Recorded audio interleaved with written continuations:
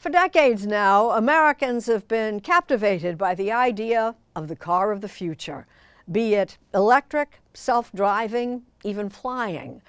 But as Lee Cowan tells us, some students in Kansas are finding their future in the automotive past. There are country roads outside McPherson, Kansas, about an hour north of Wichita, that haven't changed much in 100 years. And if you follow them to the campus of McPherson College, it seems time has slowed even more. Model Ts putter around, so do vintage tractors.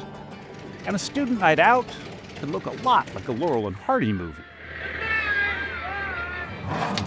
But here, these old cars and these young students, That's a part number. need each other like a windshield needs a wiper.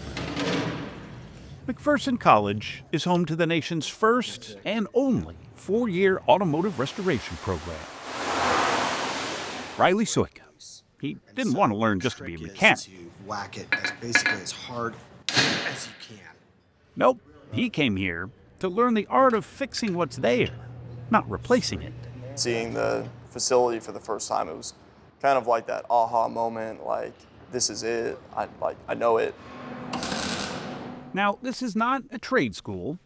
It will need to be down far enough. McPherson is a private liberal arts college Okay, so we'll use that instead. where undergraduates like Anthony Campanelli will each earn a Bachelor of Science degree for rescuing rolling relics. You learn everything. You learn how to do paint work, metal work, body work, engine work, transmission work, basically anything and everything to fully restore a car.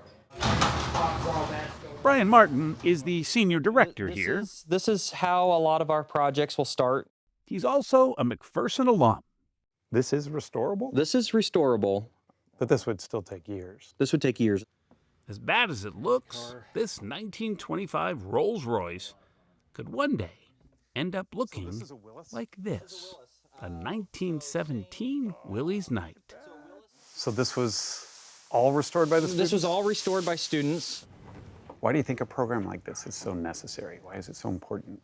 The skills that go into restoring these cars to what they were when they were first created are getting lost. Amanda Gutierrez is McPherson's vice president of the program, which means she has access to the school's project cars, including this 1965 Porsche. How popular is it? I mean, you're pretty much full up every year, right? We had this year about 160 student applications that we looked at for 60 spots. Does that look like that's in the window? Students like Isabella Bradley and Joe Behar. Call my friends at the end of the day and they'll be telling me about how they had to take a math midterm, and I'll just say, oh yeah, I had to take a welding test. I had to, get a piece of metal looking good. Because sometimes you're walking into your other courses all covered in stuff and dirty. That's because it's not just hands-on learning, but there's plenty of classroom work too. My lights aren't on. I must have that. Like courses in automotive history and business. We don't have any Greek life. We don't, it's really not a party school. Most days of the week, we go over to the sheds and work on our cars and hang out and tell stories. The sheds are an off-campus facility where students work on their own vehicles on their own time. These aren't fancy, one-of-a-kinds, but their meaning is just as valuable. Tegan Longtime brought his great-grandparents' 55 Oldsmobile with him to college. Its nickname? Bluebird. It's been in the family since it came off the lot. He's got a picture of his great-grandmother on the dash, and all the blue upholstery he did himself. Tegan was so good at upholstery, in fact, that it landed him a job at Martin Brothers Customs near Austin, Texas, home to Motor Trend's popular reality show. This is Iron Resurrection. I was like, oh, I've been watching these guys for years. I want to go get a t-shirt. So I walked in, asked for a t-shirt, and I walked out with them telling me, if you want a job here, it's yours. Because of the reputation of the school? Was that good? Yeah, it's that good. By some estimates, there are at least 40 million collector cars in the U.S. I guess it's fair to call this the Cadillac of Cadillacs.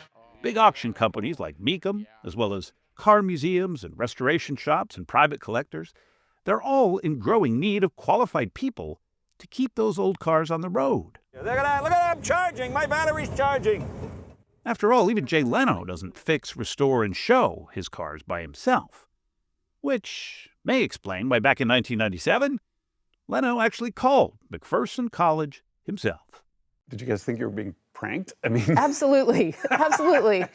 Turns out he was being honored with a car award, and he wanted to use the occasion to highlight what students in the middle of Kansas were doing to preserve the craft. And I remember my boss coming back into my office, and he walked in with a stack of business cards. And he said, everybody wants to know about our students. But that's not McPherson's claim to fame.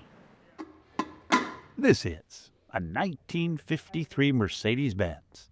After 7 years of meticulous work by more than 60 students, it was restored, nut by nut, bolt by bolt, and the college was invited to enter that Mercedes into the Pebble Beach Concours d'Elegance, one of the world's most prestigious car competitions.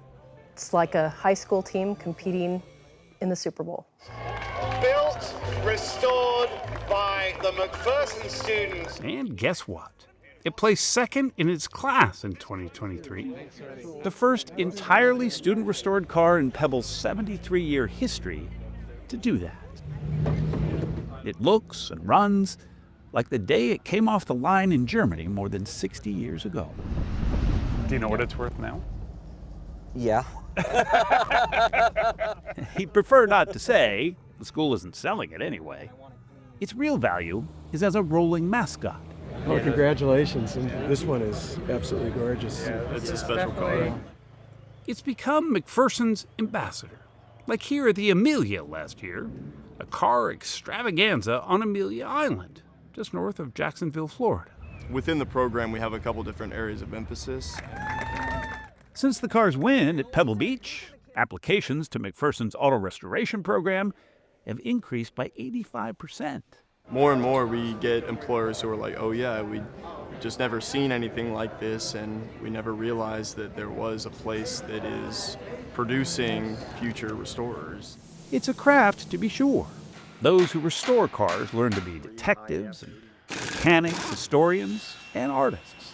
And most will admit they're all pretty car crazy, too.